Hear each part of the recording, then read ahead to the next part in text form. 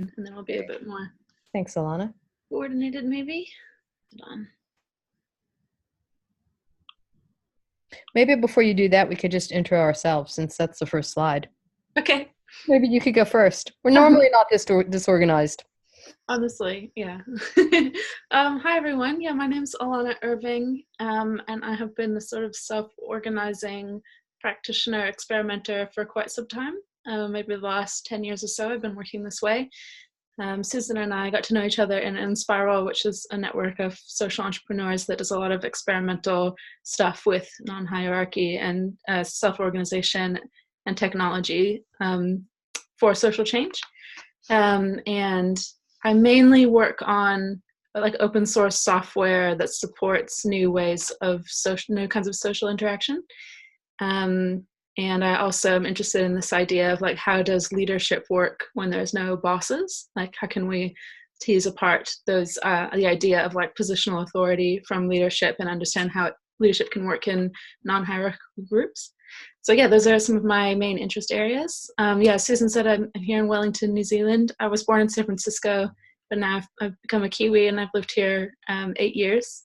I live here with my partner and my 1-year-old daughter. Yeah, I think that's pretty much me. I'm sure we'll get a chance to get to know each other a bit better, and some more stuff will come out as we keep talking to each other. Susan, I'll hand over to you, and I'll bring up the slides at the same time. Great, thanks, Alana. I'm Susan Basterfield. Some of you might have seen me poking around in the mesh for the past 3 or 4 months. Feel like it's an incredible privilege to be working with the DNA team to help bring some of the, I guess, educational practices of self-organizing to the mesh. I can say without fear of contradiction that in terms of scale of experiments in self-organization, consensus is certainly the largest and probably, from my perspective, the organization with the most potential for actually having like a cultural imperative to explore this way of working as a kind of parallel process to the decentralized blockchain technology space. My theory is that if we don't change the human element at the same time as we're changing the kind of technology layer, then it's going to be all for naught, and we're going to be building something new on top of something old. And it'll be different and it'll be interesting, but it won't have nearly the potential that I think that it could have if we start and make sure that we're paying attention to the human elements of decentralization, of self-organizing, and for expressing our autonomy, agency, and relatedness in a world that's becoming increasingly complex. The skills that I believe that we need to operate in this way or even have a different relationship to work kind of require a whole bunch of unpicking of what we've been taught since our, probably since our first day in school, if not before, which is sit down, be quiet, do your own work, leave quietly, don't share. And that's just not going to, it not only doesn't honor the sort of evolutionary potential of us humans, I believe, but it's not going to get us to where we need to go if we want to solve, some of the biggest issues and challenges of our time. And, like Alana, that's what led me, well, maybe didn't, I think that's probably what led me to Inspiral.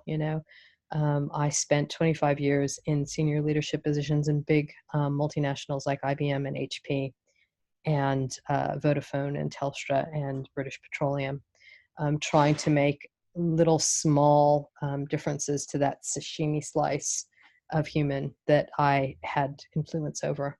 And I like to think I'm a slow learner because it took me a while to understand that the second season of my career needed to be spent doing something that was meaningful for me, but also allowed me to continue to develop and grow.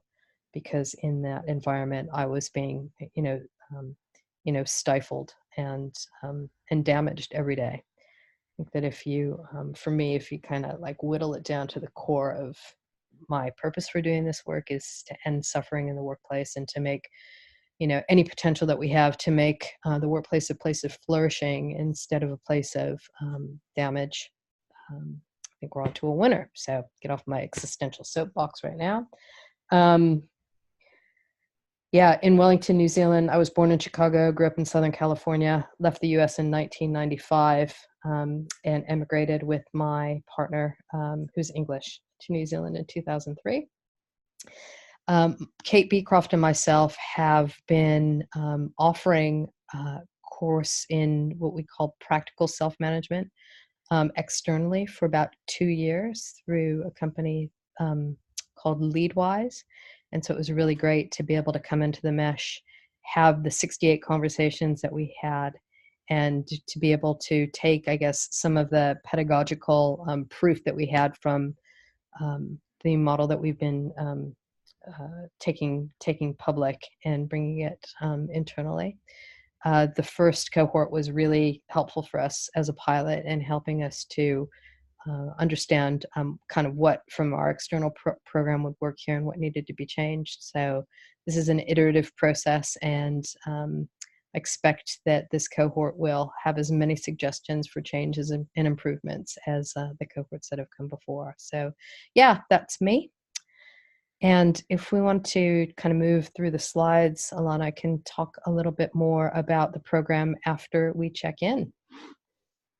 All right, so some of you might be familiar with this practice and some not so much, but the idea of a check-in is basically about hearing a little bit from every person so that we can all sort of arrive into the room and be aware of who's here and where we're at. You know, with teams that work together all the time and already know each other, it's not about introducing yourself, it's more about just saying, you know, what's up in your world so that people can understand the context in which to work with you or to collaborate with you. And that could be, yeah, so a lot of times check-ins focus on you as a human, not just your work or, you know, what you've accomplished on the to-do list, in sort of recognition of this kind of collaborative work that we're talking about. It does have impacts on, you know, the whole person and how people relate to each other, and it's not just about work. So I thought we'd give this check-in a try. Because this is a new group, we'll also combine it with a bit of the self-intro. So the idea is, yeah, say your name, your team, your hub or your spoke, so people know where you're coming from. And then a couple of questions to get us thinking about self-organization. What does self-organization mean to you? And what is your intention for this training? So that's kind of like, why did you sign up? Why are you here? And then also this question of just kind of what's up in your world? What's on top for you as a human being? What's sort of influencing how you're showing up? And that could be personal, or it could be positive, or it could be negative, or it could be, you know, at any level. You don't share anything you're not comfortable with sharing, obviously. It's just sort of like your opportunity to say, hey, this is where I'm at, so that you know, how to take maybe my frame of mind. All right, I'll start, and then I'll pass to Susan so we can sort of demonstrate. My name is Alana Irving. Alana, can you actually take the slide off so we can see each other here fully? I've put the questions in the chat. Oh, sweet. Okay, yeah, if anybody needs to see the questions, they're in the chat. So yeah, I'm Alana Irving, and we are working with the DNA team as kind of semi-external consultant types. So I don't really have a hub or a spoke. What does self-organization mean to you? I think it means taking full collective responsibility for everything that we're doing. Responsibility for myself as an individual, and responsibility together for what we're doing as a team. What is my intention with this course? I'm just really excited to get to know all of you. If you haven't guessed, I'm kind of a geek about this stuff. Like, I really love thinking about how we can coordinate our organizations and think about our relationships in a way to enable this really empowering, humanistic way of working together. So my intention is to share some of I've made so many mistakes that I can tell you about, and you know, some of the lessons I had to learn the hard way, share a bit of that, and to learn a bit about your world, and to basically to learn together. What's up in my world? What's on top? It's like really cold and raining here today, so I was like really into the idea that it was finally spring, and then it just completely turned around on us. So I'm trying to just like not let that get to me, and not let the like cooped up cat and the cooped up baby who can't go outside because it's raining get to me. So yeah, that's my world today. Susan, do you want to have a go, and then we'll keep passing on? Thanks, Alana. Yeah, so I'm Susan Basterfield. I am actually, I do identify with the DNA team, um, although we are engaging with the mesh as a community, so community to community to help build capacity for what could be possible through self-organizing. I do identify strongly with, and I am participating as a full member of the DNA team, so that feels really good. Um, to me, what does self-organizing mean to me? I think it's a little bit, it's the same yes and to what Alana expressed. I think for me, it's the fundamental belief that no one human should have command authority over another. So no one person should be able to, so nobody should have a boss that basically is making decisions about the work that you do, how much you get paid, whether you have a job or not.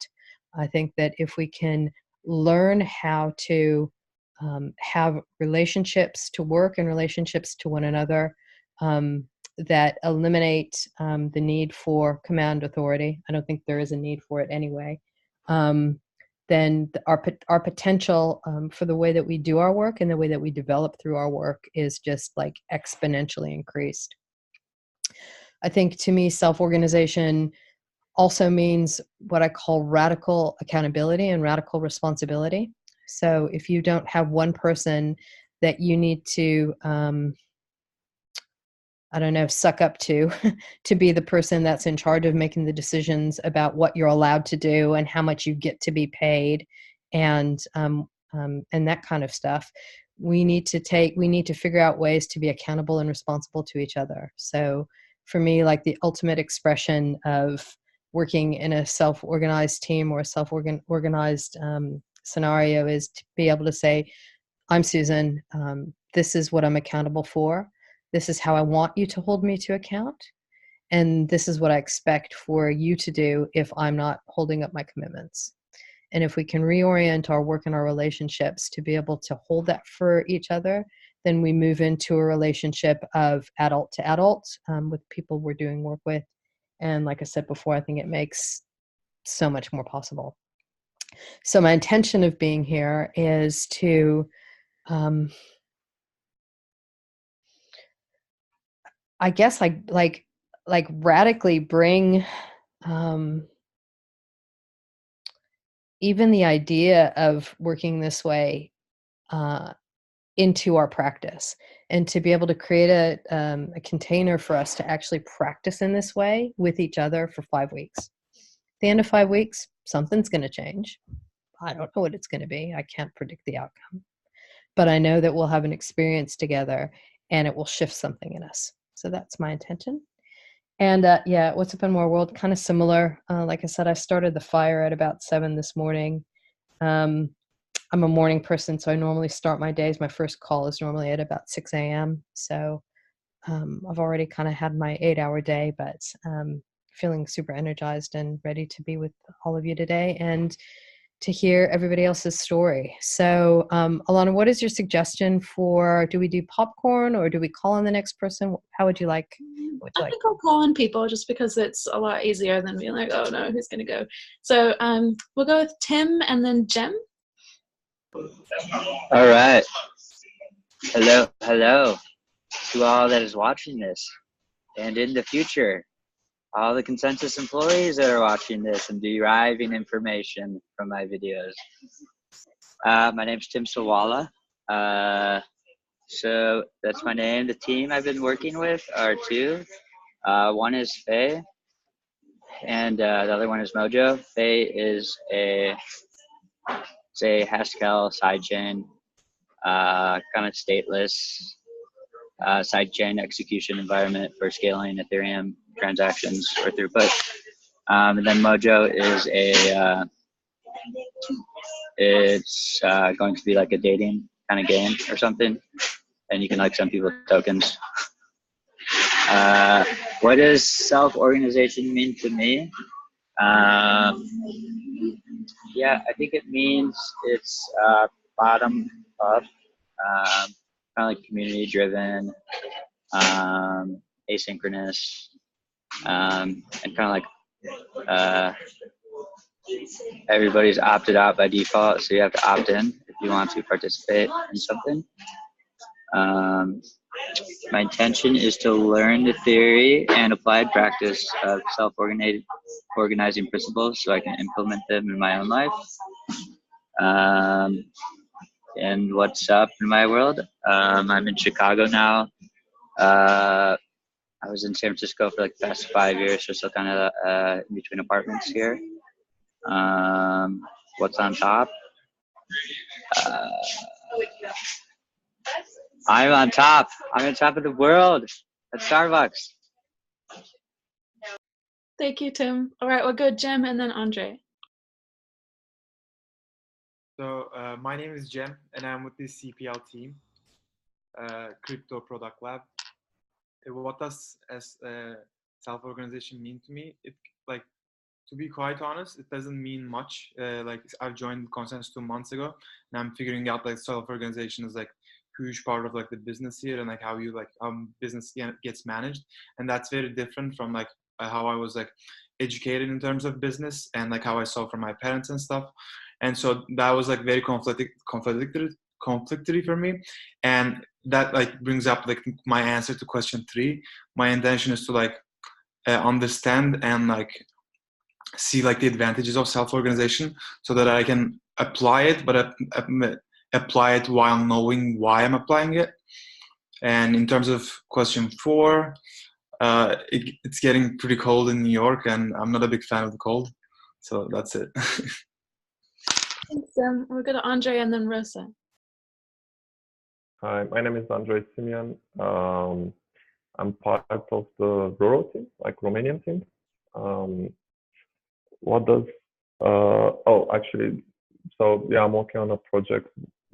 I'm also working with labs from time to time, but now it's mainly rural. So work on like a proto-spoke that's trying to enable people to share their hobbies online, like stream their hobbies and to kind of teach other people what they love about those hobbies. Self-organization, I think, yeah, since I've started reading the materials, like that notion has been changing already. So I think for me, actually, it's a way to kind of get rid of the excuses personally, like for not doing things and not taking control or not taking charge of things that are under my control. Not having, like another adult to take care of me and becoming, like an adult in the sense like I don't need someone to, I shouldn't expect someone to tell me what to do or what my priorities are. And I think maybe in the future to be able to kind of learn or apply that outside of work, so to speak, like in the society where I'm outside working hours. Intention, yeah, it's to, I wrote a few things, but I think now I realize that my intention is to learn as much as I can and apply those things. And then also, I suppose, remove all the layers of, I suppose, excuses for not doing or not applying these principles in my day-to-day life. What's up in my world? Nothing much, to be honest. I woke up like an hour earlier. It's already pretty hot here. Sorry for anyone who's in colder areas. I think I just starting the day. I'm really excited for these meetings and looking forward to learn. Thank you. Thanks, Andre. All right, we'll go to Rosa and then Kevin. Hi, my name's Rosa. I'm a venture architect on the Australian Solutions team. And self-organization to me is largely about having the freedom to follow my enthusiasm, in the sense that I feel like self-organization gives me the opportunity to be really productive, but on my own terms. Like, I don't like being supervised in terms of how I spend my time, moment by moment. Like, I'm happy to kind of account for my time, but I don't. I like to be able to go to yoga at like 10 in the morning on a weekday if I want to do that, but start work at 6 a.m. if I want to do that, or work till 9 at night, or work on the weekend or whatever. So it allows a fluidity so that I can go with what feels like the right next thing to do in the moment. And I find that that helps me to perform better than if I tried to clock in at the same time and clock out at the same time and sit in a static environment all day. And then in terms of my intention for being a part of this course, I relate to what you shared around being a relational dynamics geek. And I have a life coaching certification that I did largely because I wanted to go through the personal transformation process myself. And I've done a lot of workshops. Like this weekend, I'll be going on a retreat. And that's like my jam aside from being into technology and business. But I don't really have the experience of those two worlds aligning very well.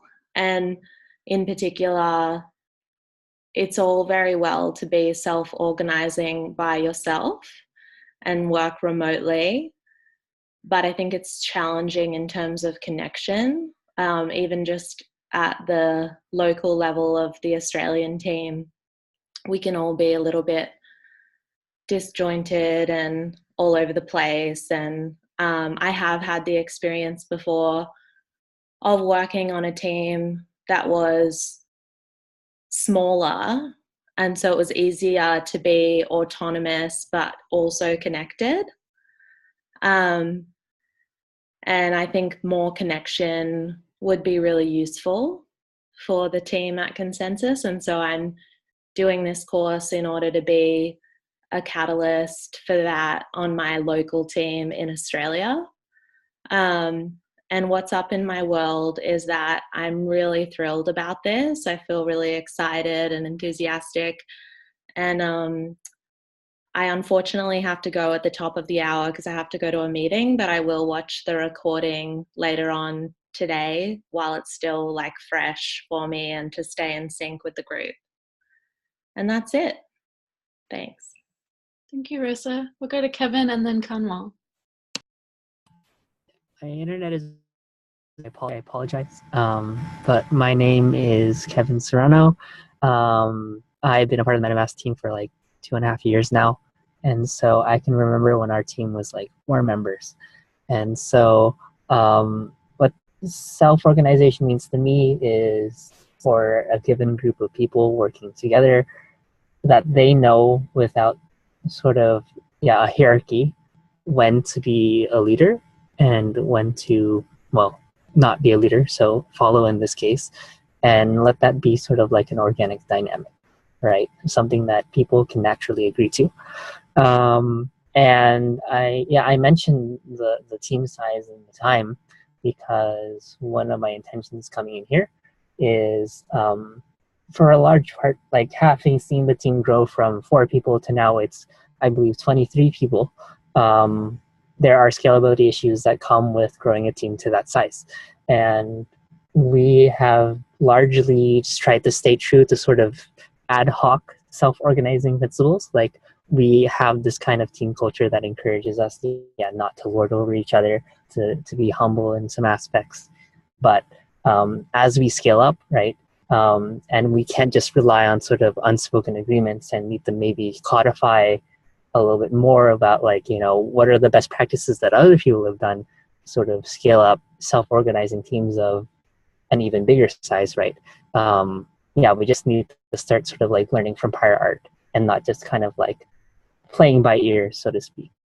So that's my intention of coming in here. I really want our team to continue to be successful. And I really love the way that we sort of treat each other now. And in order for us to continue that, it's good to get some kind of like hearing what other people who have worked on this for well, decades have to say. What's going on in my world? It's smoky. So I live in SF, near SF, and the fires are still going on. And so people still need to wear smoke masks everywhere. And that has honestly been a damper on morale, I would say, at least my own, that's for sure. What's on top of my mind? I mean, despite that, I'm hoping to, just get a lot out of it. At the same time, to be honest, I am feeling a little bit of the holiday cheer, for better or for worse, starting with Thanksgiving that's going to be here this week. So while I will be enthusiastic about doing SO stuff, I need to sort of like keep myself kind of like pumped and not get drowned by the turkey, so to speak, in terms of like snoozing out. Right? That's me. Thank you, Kevin. All right, we'll go to Conwell and then David. Oh, hi, everyone. I'm Conwell Jahan. I'm a part of the Labs team. I think everyone knows by now what Labs is. I've been with Consensus for a year and a half. Well, coming up on my year and a half, so that's pretty exciting. Self-organization to me means taking full control, ownership, and responsibility for what I and my team are doing. It's about full freedom and flexibility and not waiting for answers from others and finding those answers myself. I think what my experience within the organization has been, you look for guidance and you don't get it, you look for direction. And so I've come to a major realization that you just have to take full ownership and do it and then ask for forgiveness. And really, if there's any organization, we don't have to ask for permission. It should be this one, even though that can always also get us into trouble. And what my intention for this training is to learn a new way of working. I think this organization has offered that, but I don't think it has ever taught us what it means to be self-organized and how you can do it well and how you can work in it in a healthy way. We come from the corporate worlds and the worlds where we have been conditioned as humans to work in a centralized way. And nobody said when you were going to come here that you have to learn how to walk again as a baby. And it has to happen all over again. And so my intention is to learn that new way of working, understand what self-organization really is, and then use that to empower others, especially the team I'm in right now as we grow, because we're growing really fast. And what's happening in my world? My world is changing really, really fast. I'm changing. My heart is really happy, and my life's work is changing to spreading love and empathy in the organization and around the world. And I think I had a pretty major breakthrough after I created a retreat for the Labs team. And while that may have given them quite a lot of direction, I think I received what I was looking for. So thank you. Thanks, Conwell. We'll go to David and then Sarah. David, I think you're still muted. Yes, I really resonated with what you said there, Conwell, about like love and empathy. I sometimes remind myself for a call, I just take notes on loving kindness, like don't be mean, like you don't mean it mean. So like consider like the other person before the call and what I want to consider so that I don't accidentally come off brusque. But anyways, so my name's David. I am part of the DC team, specifically working a lot on a project called Hey Pi that is actually trying to solve a lot, not solve, but try to take some of these self-organization principles and put them into software that we can share and develop with the mesh. So what does self-organization mean to me? I think it means what we all do every day, all day, every day in our lives. I mean, every street, every sidewalk you walk down, they are self-organized, and we all kind of work that way. But like Susan said at the beginning, you get to work and you pretend that you're not an independent person, and other people pretend that they have power over you. And power is real, but it's always given or coerced. And I think it's about rediscovering the little bits of light that we see between us at all times that sometimes we forget are there. And I come from an academic background, so I was not trained how to stifle myself. I was always trained to question people above me, including my advisor, and to always never take something as given. So I'm very glad I found a company that espouses the same kind of values of equality. So my intention is to learn more about some of these, perhaps more, like other people said, explicit principles and theories about how self-organization works, what it means, and then learn how to be more what I could call a decentralized leader, which in my book actually means doing less. And as I've actually learned here from people at the Mesh, it means just listening more, and that you can actually become influential as a leader by just listening more and saying less. And as you can tell, I like to say a lot, so it's very revolutionary for me. So what's up in my world? It's been cold. It's snowing out here outside of Chicago. And what's on top? I'm really feeling like I'm getting the groove of everything here at Consensus, how to mix heavy project work with mesh work, as you could call it, like meeting people, listening to new perspectives, and challenge yourself in stuff like this. So thank you. Great, thanks, David. All right, we'll go to Sarah and then finish up with Will. Hey guys, my name's Sarah Howe. I am on the protocol engineering team, Pegasus. My hat probably gave you a nice spoiler alert there. Bad hair day.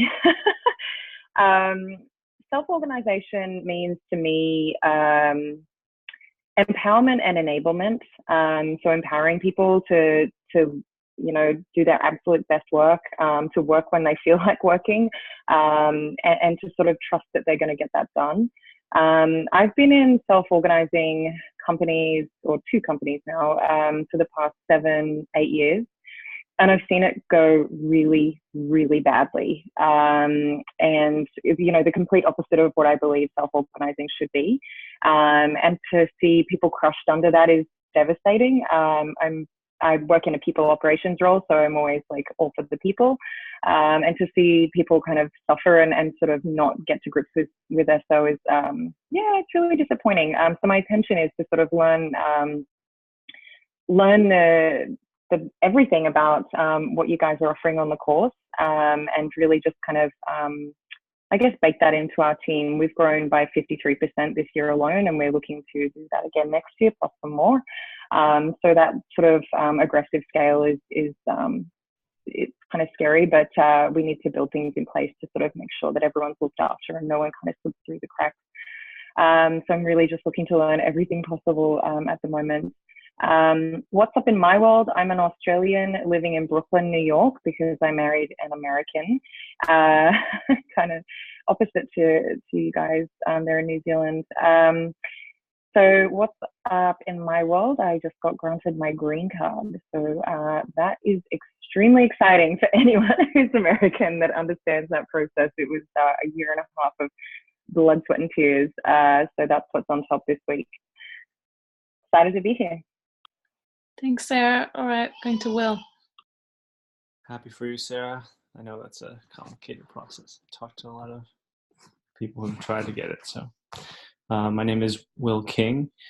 I'm a bit of a mesh explorer. I work primarily with Catalyst, and I'm doing some work with the compensation facilitation group, which is a lot of DNA people and then various other groups sprinkled in.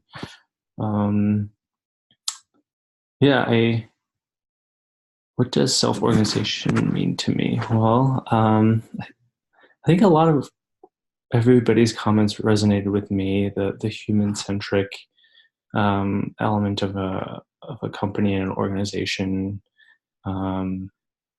I've been reflecting about my time at Consensus, and I joined primarily in the beginning because I was really fascinated with blockchain, and I've stayed this long mostly because of the people here. And, I think there's something amazing about the people who are attracted to the self-organization in the company. I think it's really about giving individuals agency over their work and their happiness and their role in teams and how they contribute and give value to those around them and the company as a whole.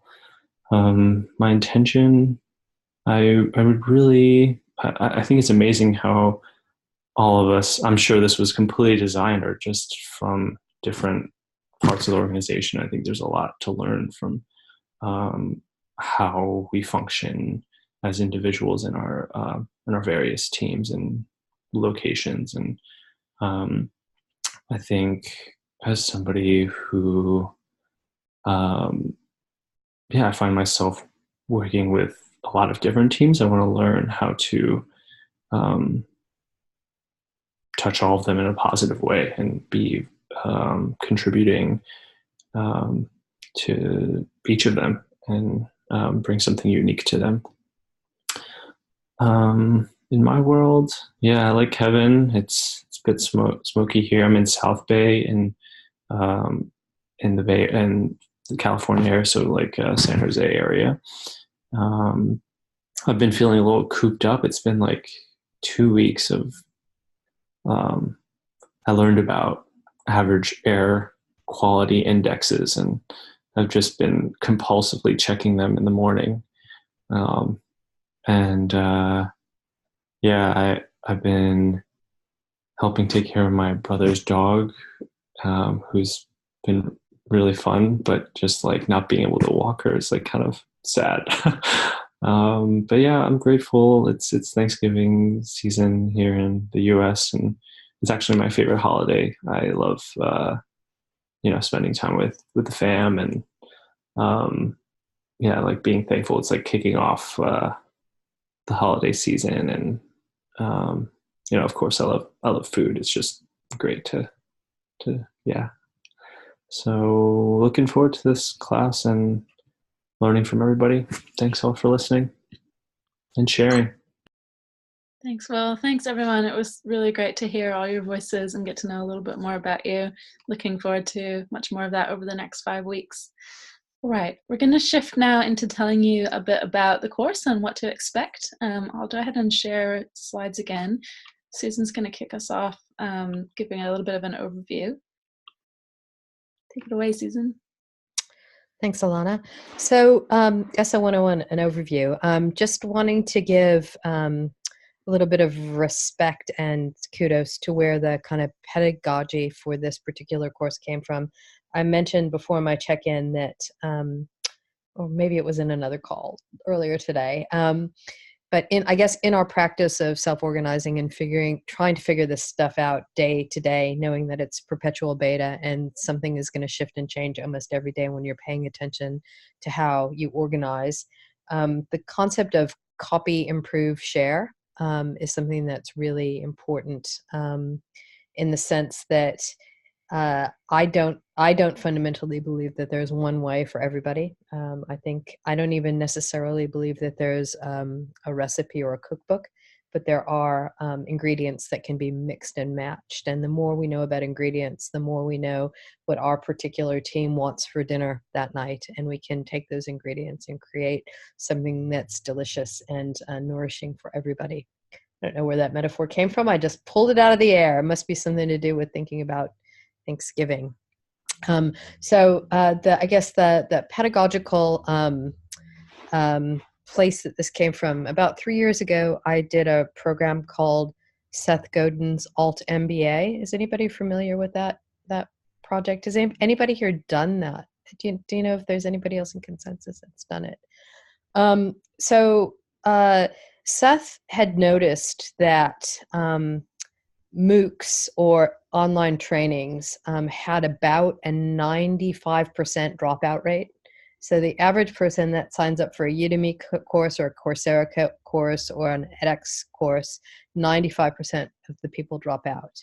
And he was playing around with what is the glue that could help people that really, with the best intention, pay a little bit of money, come in and want to learn something, to be able to actually stick with it. And the idea is that by working in small teams and having the invitation to actually produce something together and ship something every week seems to be the glue that holds those teams together and gets the completion rate from 5% to up above 90%. So we started playing with this this format. Now, in the Alt MBA, there is no in-person element at all. So we have, I believe, improved it in that sense. So in the Alt MBA, every Monday you get allocated your team of 5 people for the week and your assignment for the week, and then the invitation is to self-organize to produce that and ship it in a week. And so the way that we've hacked it for this particular experience is that on Friday the week before, you'll get given the assignment sheet for the coming week and with some pre-reading. On the Monday, we'll come together and we will spend some time checking in. We will check in every session. We'll get really good at it, so the check-ins will end up being more like 10 minutes as opposed to 45 minutes, but it was a perfect amount of time today. We'll have a particular topic or theme for the week. We'll have some specific participatory exercises that we do during the course of the 2 hours. We will, I think, except for in week 1 and maybe in week 5, have a special guest. So somebody from the field that has got a particular expertise or level of experience related to the week's theme will come on. You'll know about that beforehand. So if you wanted to do any pre-work on the guest and maybe think about some questions beforehand, you could do that. But in our experience, just what our guests kind of enliven and spark up for us is quite interesting. Alana, you were a special guest in one of the previous courses. Do you just want to say what that experience was like for you? Oh, yeah, it was cool. I was invited in to a different cohort to talk about decision making, because that's like one of the areas I've worked in quite a bit. I thought it was cool because it was a lot focused on everyone's questions and kind of getting interviewed. And so I always feel really good when I can speak to what people are actually interested in. So it will be like really quite interactive and based on the interests of the participants. And that actually made it more enjoyable for me as a speaker. So I hope we can do that again with our guests. Great. Thanks, Alana. And then every week you will have 2 assignments. So one is an assignment that you'll do with your team or your group. On the first, second, and 5th weeks, you'll be with the same team of people. In weeks 3 and 4, we're going to shake it up a little bit. So you'll be working with a different cohort or a different set of people during those weeks. And it's basically up to you to figure out how to self-organize to get the work done. Most of the prompts are quite open in terms of what the output could be. For example, the group work for this week is to create your social contract or your team agreement. I've seen teams do everything from create a handbook page in a Git book to doing a video to creating a poster. So the idea is that it's completely up to your own decision about how you want to kind of instantiate that and create the artifact for that. Every week there will also be a personal or an individual assignment. So the combination of those 2 are that social glue and the commitment that you're making to each other throughout the course of these 5 weeks to actually do the work and learn and share with each other. I hope it's not quite like college, Kevin, because it's all opt-in. Everything's optional. You can do it, and I'm not going to grade you at the end as well. So maybe that's a little bit different too. So if we look at the arc of the program, this is week 1, week about accountability and commitments. Next week is going to be focused on communication and relationships. Week 3 is doing some some role-playing prototyping around collaborative decision-making at scale, in small groups and at scale. In week 4, you're going to start prototyping some experiments. Before we get to week 4, I'll be able to share with you some of the other prototypes that the previous cohorts have created, because you'll have a little bit to live up to because they've created some pretty amazing things. And then week 5 is coming back to kind of where it all starts and like the parallel track and the journey that I really fundamentally believe that everybody needs to take if they want to go through the process of unlearning and relearning what it's like to work in this way. And this is about the self and self-organization. So a little bit more of framing around the weeks. Alana, do you want to just talk a little bit about the problem solve column in relation to the 68 interviews that we did? Because I think that this is quite interesting. What we did when the first thing the team did when we came in, and I think many of you were on these calls, what do we call them? Like discovery calls with the team to see what was up for people in the mesh, to ensure that what was designed in terms of the curriculum was actually solving a real need in the mesh. Yep. Oh, so I should talk to each other. Yep. Cool. Problem solving. Yeah. So we had these 68 calls, and of course, everybody talked about a rich, diversity of different things. But we did try to boil down to what are some of the common things we're hearing, and trying to check if the content of the course was really speaking to those things. And we found that a lot of, obviously it's not going to cover all of the things that were brought up, but we'll cover a core set of things. And they do kind of fall into some of these categories. So you could think of them from the positive side, which is like accountability and commitments, or like positive values, or you can think about it on the flip side of the lack of accountability as sort of the problem that's trying to solve. So that was something that came up. I think that people who are used to sort of external accountability structures might not have a lot of experience or confidence in designing accountability structures, or maybe the power dynamics are complex and they don't feel like they can hold other people accountable in their team. And anyway, lots of complex and interesting problems emerging in that space. So we are going to talk about that. Communication and relationships, obviously a really big one. On the sort of flip side of that is lack of trust. And a lot of people talked about how great the trust was between them and their colleagues. And then there's also some people who've had really, really challenging experiences that have threatened their trust. Or maybe it's on the level of they've just got a lot of baggage from like previous work environments or from their life in general that makes it difficult to just immediately be completely trusting on the level of complete openness that sometimes self-organization kind of demands or speaks to. Collaborative decision making.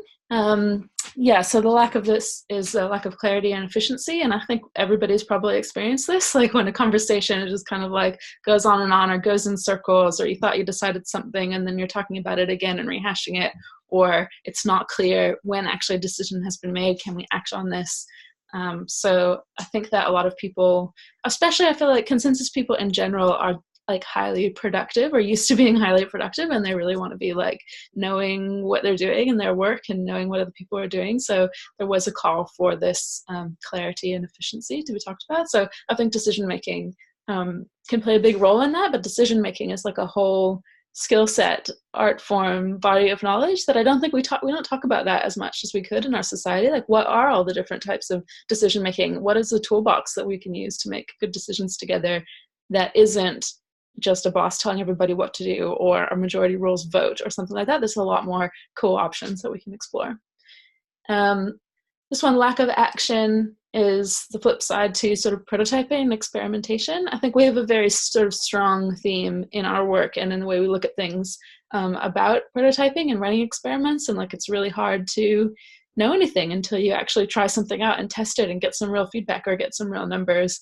And this is obviously really influenced by some approaches to designing software that rely on lots of quick feedback loops and iterative. And I think you can apply the same mindset to people and social relationships and company structures. So we're going to be talking about how experiments can help lead to just more action, more progress, and velocity. The self and self-organization. this one is, I think, speaking to some of the issues like lack of self-awareness, personal responsibility. I mean, these are some of the key issues that can lead to conflict or unhappiness in self-organizing teams. And I think this is that real intersection of where the work of collaboration intersects with our self-work, and all of us being on, you know, these learning journeys as humans and understanding ourselves, how we interact with other people, what are we responsible for, holding ourselves accountable for how we show up. And I guess understanding that context then in the complex environment of working with a collaborative team. Okay, I think that's probably enough for me. Just wondering if anybody has any like specific questions around this, or around the 5 weeks and the things. Yeah, anything that's coming up. If not, we can move on. Yeah, I have a quick one. So we scheduled meetings, was it like Monday, Friday, right? Yep. So it's 2 hours on a Monday, and then and I think it's on a Thursday. Thursday. Okay, cool. Yeah, we just needed to make that slight tweak to accommodate our friends and us in the Antipodes, so we're not having to do Saturday calls. Yeah. Yeah, totally. Okay, thank you. And this week is in the U.S. a holiday on Thursday. So it's just to clarify, it's still happening on Thursday? It is still happening, but totally understand if you can't make it because of family commitments. We are this is the 1 week that we're open to, you know, being flexible, but really, and I think that in all of the like pre-information, like your commitment to be here, your commitment not only to like your learning, but to the team, super important that you make the time to be here twice a week for these next 5 weeks. We can talk a little bit about that at the end when we're talking about the assignment and maybe some ways to connect differently this week because of the holiday. So we can have a discussion about that a little bit later. I'm going to jump to the next slide, which starts to talk about the different levels that this kind of work functions on, and that we are going to be touching on. So this is like a kind of another layer that cuts through each of those different themes on each of these different levels is what we're going to be talking about. And you could think of this as sort of, concentric circles with maybe more individual at the core or personal at the core, and then going out to maybe more external or structure-based. But basically, all of these levels are highly relevant to working on self-organizing and becoming better self-organizers. So starting at the middle with this mindset and way of being, that is, I would say, the core of a lot of it. If you're not working at this level on yourself and you're not a partner to your collaborators who are working on this level as well, it's going to be, I think, really hard to realize the potential of self-organizing. So we are going to be talking about this, what does it mean to really step up and be an adult, take a real responsibility for yourself, and then collectively, how does that work collectively, which is a much more kind of complex question, but extremely interesting. Principles, this is the next circle out. So these are sort of guidelines for our actions. I think of this in terms of you can't know what specific problems or challenges are coming up on the horizon, but you can have a framework that you've developed together and that you're clear on inside yourself that gives you some clues about how to go about making decisions and making choices when those unpredictable eventualities come up, as they always do. So for example, things like transparency or experimentation, if we decide that these values are important, then that's going to give us some help for prioritizing things when we are making decisions on the ground, and also when we're checking in, taking a step back and going like, are we living up to what we said we wanted to live up to? It's these principles that are really going to help with the guidelines or the clues to answer those questions. Practices, so this is getting more sort of tangible. These are, for example, the check-in that we just did. Another example is like how we do feedback. And I kind of think of these things as like culture that is realized in the sense that if we practice these things together enough and they become somewhat second nature, then we have this whole tool set that we can deploy as needed in the dynamic, unpredictable, complex environments that we work in. And I think it really is about, yeah, practicing them. And then sometimes if you practice something enough, then you don't need it anymore, or you can build on it, or you can modify it. And so, yeah, we're going to practice some stuff together to help you fill out your toolbox that then you can deploy in the way that works for you going forward. And then tools and processes, this is quite, yeah, really tangible.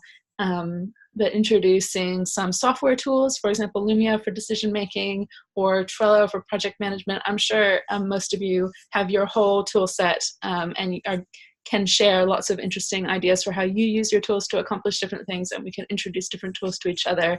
I think that sometimes people get really stuck on the tools and be like, what is that piece of software that's going to magically make my team super collaborative and everybody's going to agree? It doesn't work that way. I've seen people do amazing collaboration with totally crappy tools and just making it work somehow. And I've seen people take amazing tools and like completely fall on their faces with them.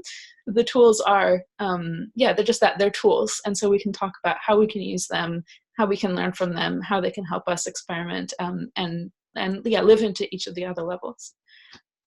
Okay, Susan, handing back to you to talk a little bit more about self-organization. Yeah, that's great. You just want to flip through the next slide, Alana. So one definition of self-organizing is the radical decentralization of authority throughout an organization. What this does not say, and I think that one of the biggest misnomers I hear out in the world when people talk about self-management or self-organization is that there's no rules. Everybody can do exactly what they want. There's no accountability, and there's just no hierarchy. Everybody is exactly equal, and we just figure it out as we go. I mean, I think fundamentally all of those things are bullshit. Hierarchy exists in every single group of probably even more than 2 people that exist. Power is expressed in so many different ways: the power of context, the power of influence, the power of knowledge, the power of age, the power of youth, the power of gender. All of these things are expressed in visible and invisible ways all of the time. For me, self-organizing is much more about consciousness. I was having a conversation with somebody today who is like very clear that he believes that in consensus, if a team decides that they want to have one boss setting their KPIs and telling them what to do, then that should be okay. And I said to him, I don't disagree with it, as long as that is a conscious, like a fully conscious decision by the whole team, and that everybody in the team as an adult is ceding the authority over those decisions to that one individual.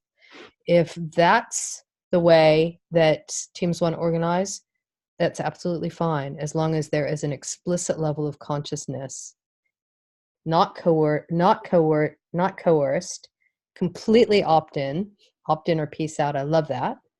I don't really care how you organize, because even if you do decide to organize with a king sitting at the top with the pyramid stuck up his backside, and I use the word his explicitly because more often than not it is a him, that's fine. But having the level of consciousness is really, for me, what the main arbiter of self-organization is. Now, ideally, we should be able to find ways to distribute power and decision making, and create that magic triangle of autonomy, agency, and relatedness that allows us to be, continually creating a flourishing environment for everybody. But I mean, even in Spiral, the kind of core group that Alana and I are or have been a part of, doesn't always work that way. But the key for me is no coercion, no command authority, and consciousness around who we're ceding power to or what we're being accountable for. Alana, what do you think? Yeah, I think this discussion is ideally going to keep going for 5 weeks because it's not the kind of thing that you sum up on one slide. I think I'd love to share more about what I've thought about it and hear more about what all of you thought about it and kind of start to tease it out together.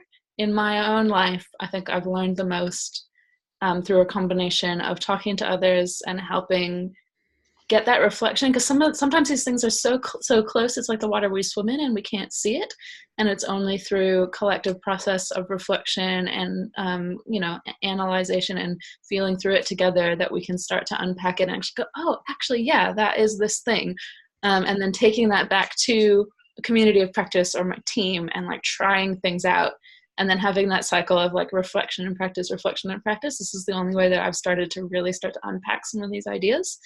I'm really looking forward to doing that with all of you, because one of the cool things about this course is each of us comes from our own team and our own background, and we can bring those stories and those practices as you go back to your team during the week and then come back. And I think it's going to be a super rich feedback loop.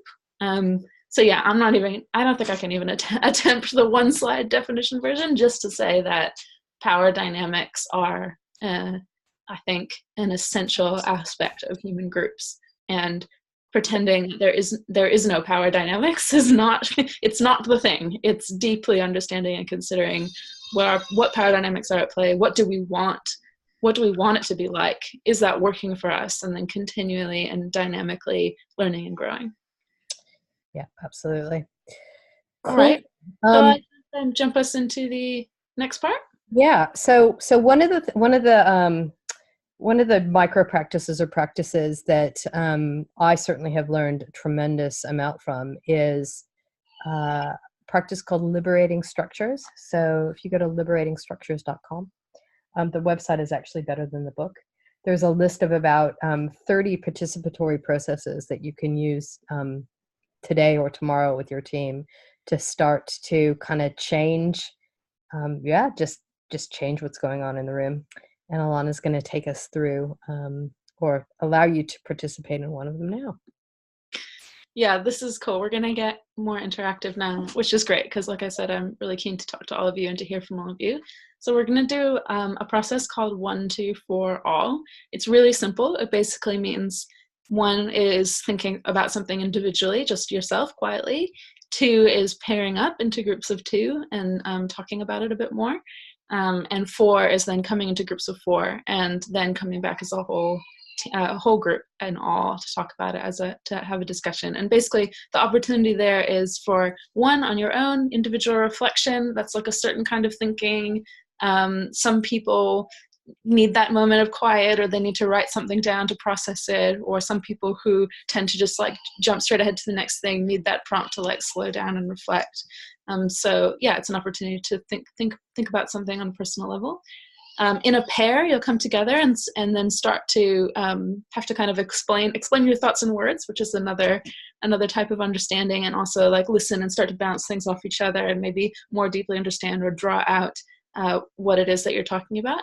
And when you come together in a group of 4, oftentimes that's when you start to notice, oh, there's some bigger patterns emerging here, or there's a theme, or actually there's like 2 completely opposite ways of looking at this that are representing the spectrum, or it is through, in a group of 4, you can start to see some of those interesting patterns and dynamics. And then when we come back together in all as a full group, I will ask from each group of 4, might be groups of, I'm not exactly sure if every team will be exactly 4 this time, but I will ask from every group to just reflect back, what are some of the most interesting things that you talked about, or what were those patterns or themes that emerged in your small group discussion.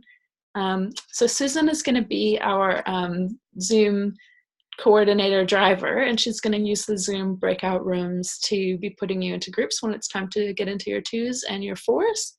But before we get to that, we'll just take a moment to reflect individually on this question. What are the main challenges you're facing in your work?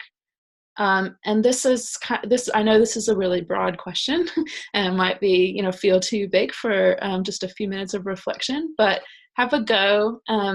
Think about, what's on top for you in your work? What has been challenging? that might give us some clues and start to surface some of, what are some of the important questions that we might want to work on together. All right, so take just like a couple of minutes to think individually, write it down if you're a person who likes to write things down, or just think about it or draw it, or whatever kind of personal reflection works best for you.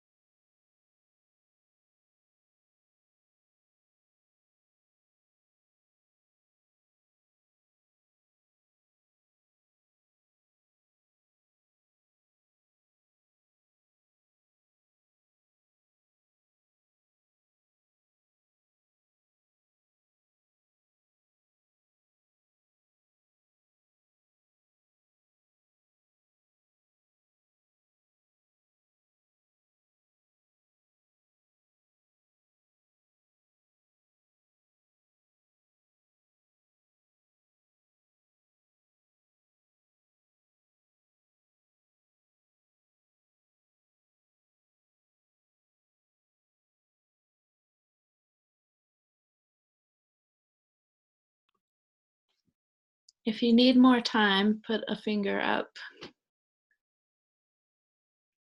Yep, okay, awesome. It seems like everybody's had a moment to reflect. So we'll now go into our pairs, and I guess just, spend a minute listening to each other and help each other reflect on what's coming up for you. And the goal is just to listen and understand what the other person is sharing. Susan, you want to go ahead? Yeah, just before we do this, can we just quickly welcome Claudia? I see that Claudia. Hi, Claudia. Hello, everyone. I'm sorry for being late. Yeah, that's all right. The morning started over here in Yangon. Excited to be part of this. Welcome. Just to catch up on what we're doing, we've done a kind of an overview of the course, and now we're doing an exercise looking at what are the challenges that we're facing in our work, and we've just done a couple minutes of personal reflection on that question about the main challenges that you're facing, and now we'll be put into groups. Like Susan, maybe you could put Claudia in a group with us, or do you think it's all right to just throw her in? I think it's all right to just throw her in. So there'll be three groups of 2, 1 group of 3, and we'll give you 5 minutes in your pairs, and then we probably won't bring you back to the main room, but we will then create the I think we'll do two teams of 1 team of 4 and 1 team of 5. So have fun, and we'll see you in a little bit.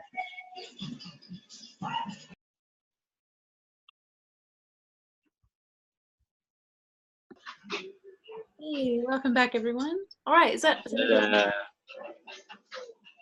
cool? Yeah.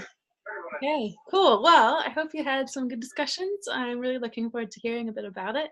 Can somebody from the first group, I don't know who is in what group, so this is going to be, can someone put their hand up to share from their group, some interesting insights or themes that you noticed, or anything that you want to share with the other half of the group?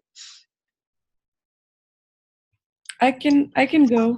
Andre and I were in our group, and we discussed quite a lot of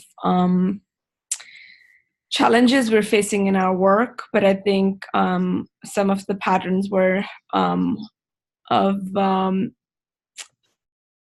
feelingness of not being heard or supported, and then also how do you bring certain issues up, and having the confidence to be able to bring those up if there's a space for that, and then realizing that, oh, actually it is up to me in order to do that, that I can bring these up, but having that level of confidence to be able to do that. Also finding not enough passion, or like having the passion for our work, but in specifically with our teams, are we moving the needle? Are we doing the work that really, really matters? Or are we just working on these one-off projects and shipping product because we just have to? But what about the things that bring us joy and that matter to us the most? There are more patterns on accountability, decision making frameworks. How do we properly share feedback and receive feedback? But I think it's more about, is there a place to be able to give that feedback and have those feedback loops? And then Will can talk about it more because he brought it up, was the stakeholder problem, where there's some folks who run with things and others don't.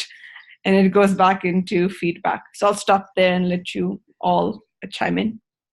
Will, did you want to expand on what Kanwal just said about stakeholder, sorry, what was it? Problem. Oh, stakeholder problem. Cool.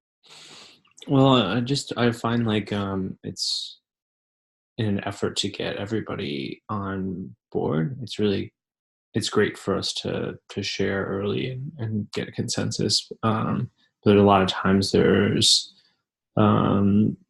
people interested in influencing the direction of a certain project or initiative, but are not involved in implementing it. And, of course, they might also be like they have a lot of other things that they're working on and implementing, but and they get to voice opinions on. It's a balance, right? Like there's going to be people who have opinions on things that they're not going to be implementing, but how to balance that and is an open question, and I think different teams do it differently. Cool. It's good to have a name for that dynamic. I didn't know about that name, and I'm definitely going to be using that. All right, thanks, Kanwal and Will. Does someone from the other group want to talk about what came out of your discussion?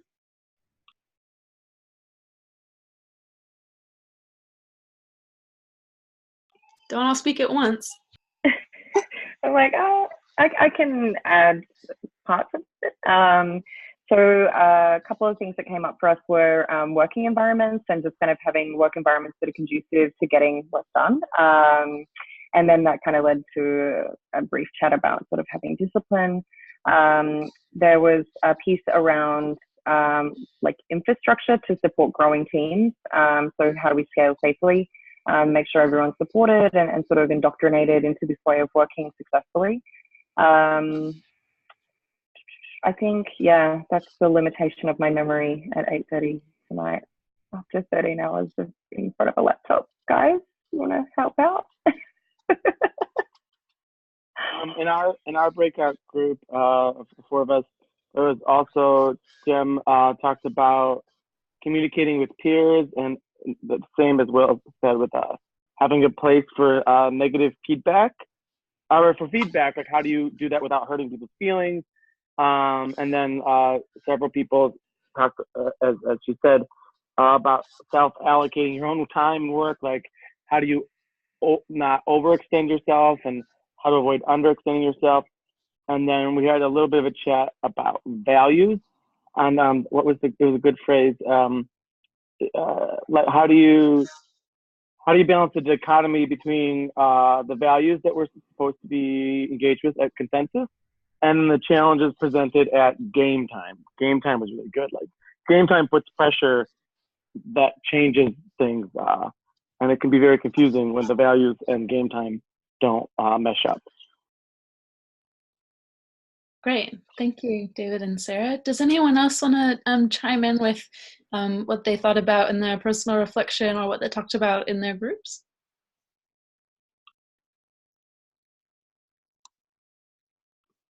Okay. Yeah, Go ahead. Someone else gonna speak? Okay. No, I just wanted to say I feel like there's so much that so many people are feeling, and there isn't a space or a person, or maybe there are people, but I think it's the right person or the right group of people where you can feel heard, and then supported, and to be able to move forward in the right direction, even if the answers come from you. And so I feel from everyone is that there's just so much that has happened and so much that's going to continue happening, is that what's the best method for each individual, and how we can give that through this self-organizing workshop, where it could be their superpower and then they can have it for themselves and then they can give it to others. That's just my personal reflection. Yeah, some comments in the chat about how can this whole feedback thing actually work well, what has worked in other environments. We're definitely going to be talking about that as part of this 5-week course, and then we'll look at different approaches and think through what could work in your teams. And like everything, it would be an experimental thing. You have to try things to see what works in your team, but we will definitely talk about it more in depth. All right, I think we can probably wrap up this reflection. I think, as Kamal just said, there's so much here, and each of those topics is big and rich and deep, and it would be great to spend time on all of them, and we will, but we don't have to figure it all out today in this session. But I think this has been a really good opening up of some of the important topics, and also realization that people are kind of sometimes thinking about overlapping things or have similar experiences and want to talk about the same questions. So that's really cool. And yeah, thank you for sharing all of that, and really look forward to digging into all that stuff more with you over the next 5 weeks. Thanks, Alana. Before we move on, I'm going to kind of interject and do this sometimes. When we are like using tools or methods to do some of the work, just having a little bit of a reflection round on how did it feel? How did it feel to do the 1, 2, 4 all? Was there anything specific about one of the stages that felt better or worse than others? Like, did it feel better to reflect on your own or in the pair share? Was the group of 4 great? Would any reflections on the process rather than the content? Yeah, I thought it was really useful. Sorry. Go ahead, Claudia. No, it's okay. Go ahead. Go ahead, Tim. Oh, okay. Well, yeah, I thought it was really useful. I really enjoyed when we had the pair share and then met up with a different pair and kind of hearing them identify things that I wouldn't have necessarily articulated in that way. I really appreciated. I realized that I'm late to the call, but I wonder whether there were like ground rules set up for like safe space or privacy or sharing. And if I missed those, I apologize. But if not, then would really appreciate having those guidelines set for sharing in the future. Claudia, I should have hired you because this is the absolute segue into the next topic for today. Alana, you want to bring the slides back there? Thank you, Susan.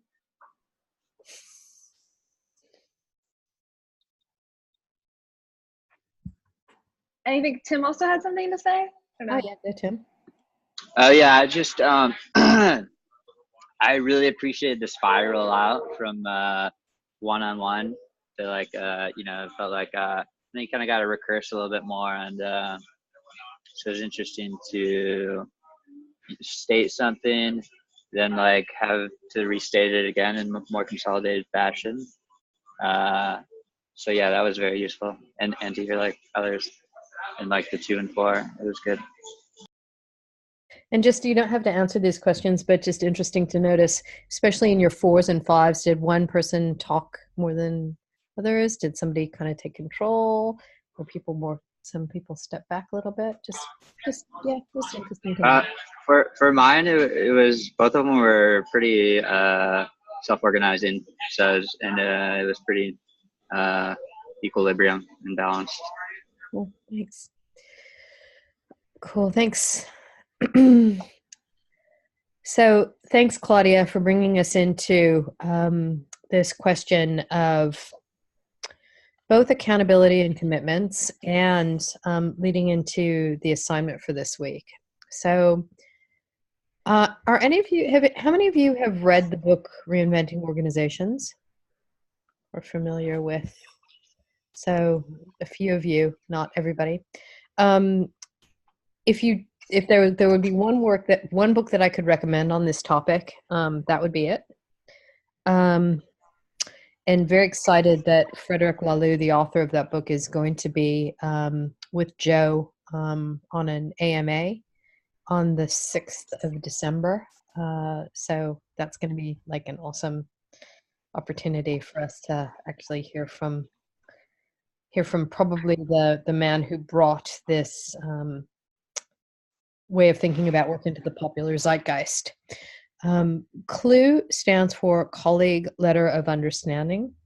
And this is a specific acronym to one of the organizations that were profiled in Reinventing Organizations, a company in California called Morningstar. They're a tomato processing plant. If you have eaten barbecue sauce, tinned tomato sauce, or anything with tomatoes in it ever in the US, you have eaten a Morningstar product. They are a factory that is entirely self-organizing. And the way that they make and keep accountabilities to each other is something called the Colleague Letter of Understanding. We'll talk more about that in the weeks moving forward. But it relates to your group assignment for this week, which is creating your social contract or creating your agreements about how you want to be with each other. And this includes, amongst other things, a lot of what Claudia was speaking to in terms of, are they Chatham House rules? Is this safe space? What does everybody need to feel safe? What are our expectations of each other? Do we expect each other to be on time? Do we expect to hold each other accountable to our priorities in terms of meeting asynchronously during the times that the calls aren't convened? How are you going to manage your time zones and being together, and how are you going to be a great team? So Alana, if you want to flick back to the previous slide, this is an example of a team in the public courses social contract. So the way that they basically did it was created their expectations of one another, which are illuminated in the side with the shapes on it. So respecting each other and treating each other with integrity, appreciating diversity, assuming goodwill. And then on the right side are just some examples of what that looks like in practice. So your team assignment this week is to create your social contract.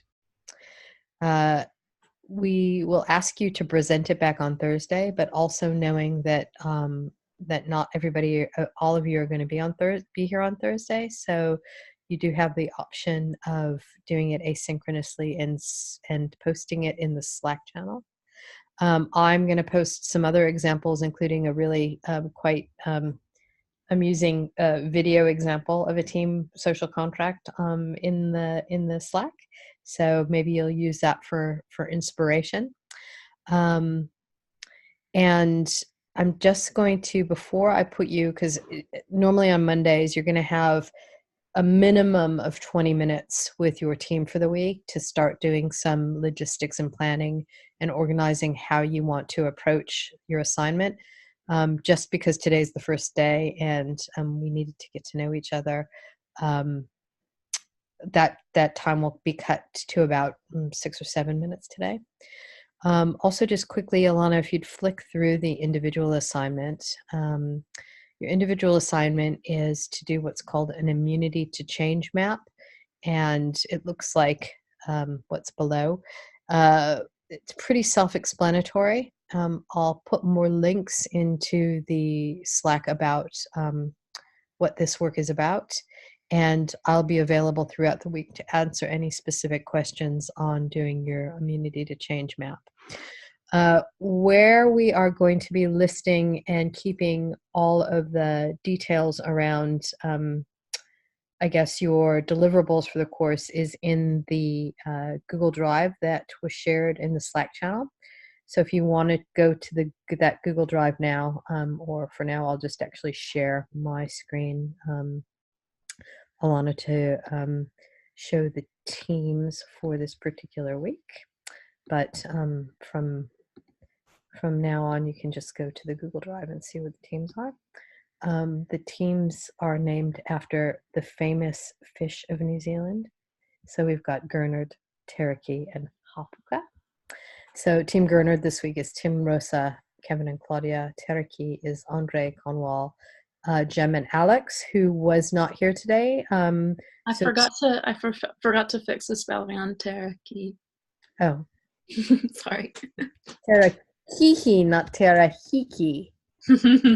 Sorry. Not like any of them would have noticed. So if one of you on Team Tereki could reach out to Alex and just get him up to date on what happened. And then Team Hapuka is Will, David, and Sarah. So what I am going to do now is just put you into your teams for the week. Hold on, it's just going to take a second to do this. Alana, do you want to entertain them for a second while I do this? Well, yep, so you're going to have a minute now to talk about your team assignment and how you want to get that done. But if there's any questions or anything that's on your mind when we have a minute, feel free to ask. Let's see. So, yeah. Team assignments are due Thursday, and individual assignments are due Thursday as well. Check. Oh, Susan, that was a sorry, the assignments are due before next week starts. So the assignments aren't due on Thursday. Thursday is more of a check-in, work in progress, any questions, what you're noticing for the assignment. Thank you. And then you'll just dissipate next week's information to us, what, kind of like I did Friday or something for the next Monday? Correct. Yeah, that's okay. it. Yeah. Cool. Woohoo!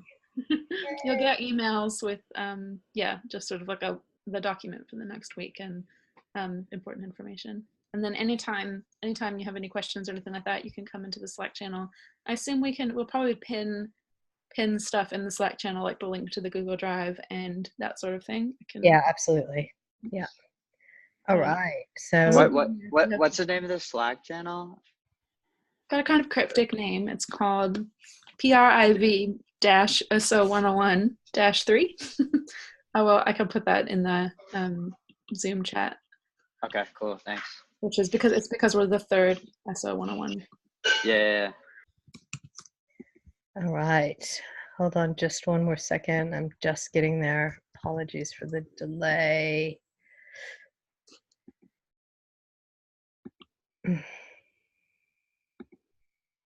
And if anybody has any questions, anytime, please drop them in the Slack. Or if you just want to share, interesting thoughts you have, or, an article that you're reading that you feel like is relevant to what we're studying in this course, or anything you want to talk about, that space is always there for you. And Susan and I will be in there answering questions and participating in the discussion as well. Right. I'm going to open the rooms, and we're going to call you back with 3 or 4 minutes to go so we can check out.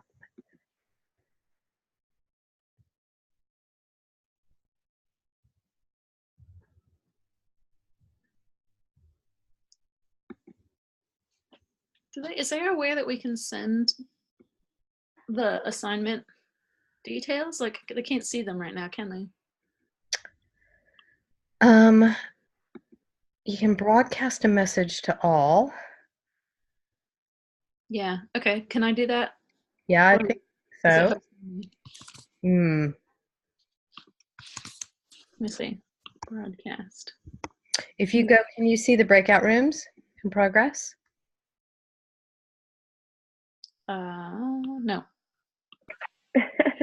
Welcome back, everyone. It's like a Matrix. Cool. I hope you had some good chats with your teammates, and hopefully everything's clear about the assignments. Again, if you have any questions or anything like that, ask in Slack. Documents and stuff will be in the Google Drive. All right, so we're just about coming up to time, and we're going to be pretty sticking to time generally for this course because I know everybody's got their different commitments. So we'd like to do a really quick checkout, so just 20 seconds from each person or something like that. The prompt is, if you were going to tweet one thing from this session that you're taking away with you, so tweet length, something that you might be thinking about over the next week or something that particularly stuck out to you, what would it be? Can we start with you, Susan? Ooh, super excited about this group. Sorry, it's just how I'm feeling. So I'll call in the next person, and the next person call the next person. So Kanwal. Something I take when I am really excited about this, but something that I noticed is we're all facing the same challenges. And I think it'll be great to go through this journey together to come up with those solutions, and just be there for mesh members. Just be there for each other. Like we really don't get a chance to do this. Thank you. Kanwal, will you call the next person, please? Oh, Sarah. I kind of knew you were going to pick me. I don't know. I just got this weird intuition. In a tweet, I think I would just do self-organization #FTW, which my husband thought was something other than for the win. I'll leave you guessing as to what that might have been. No, it's been really good. And just to echo what Kamal was saying, it's so nice to know that everybody's in this together and I'm not alone struggling through my days in vain. So, yeah. Who's next? Tag the next person, Sarah, please. Will.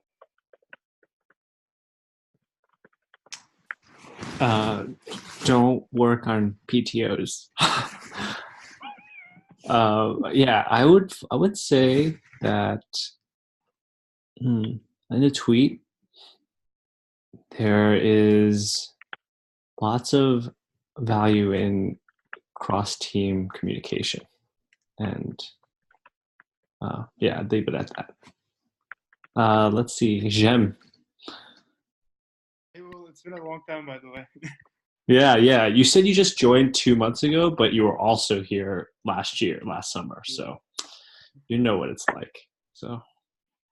And you came back. Ooh. Yeah. Okay. So in a tweet, I would say, let's see how actually making a social contract will work, and what will the results be. I'll pass it to David.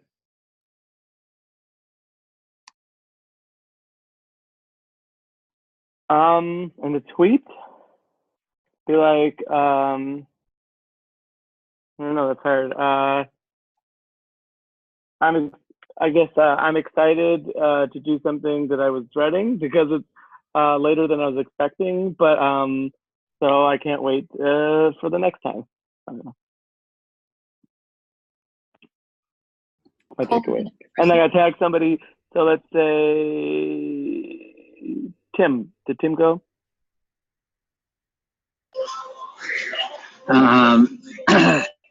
For all self-organizing relationships, there exists a relationship from human A to human B, and from human B to human A, such that human A hops into human B and human B hops into human A.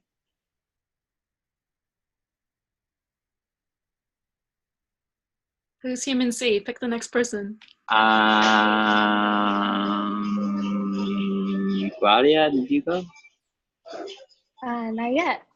Okay, you're next. Cool. My tweet, maybe a little corny, but it's nice to talk about feelings. I realized I've been in the mesh now for 6 months, and I hadn't been asked by teammates or within the mesh about what the feelings are there, and so it's kind of really nice to hear that that I'm not alone in this, and that we're all in this together. Do you get to choose Andre or Kevin? Andre. So my tweet would be, I'm really excited to see where this is going, but maybe more importantly, feeling part of a group of people that seems to be doing some really cutting edge social experiments. Yeah, really excited about it. Kevin. It might be smoky outside, but my head sure is clearing up. Hashtag SO101. PS, look forward to our interpretive dance. It's going to be an interpretive dance, right, guys? Yeah, yeah. Awesome. I think my tweet is something like, when you get a whole crew of people who've opted in consciously to doing this learning and work together, really cool things happen. Okay, that is us for today. Thank you all for coming, and I really look forward to reconnecting again on Thursday and for the next 5 weeks. Bye. Thursday, Friday, later. See you on Thank the you. class. Bye. Bye bye.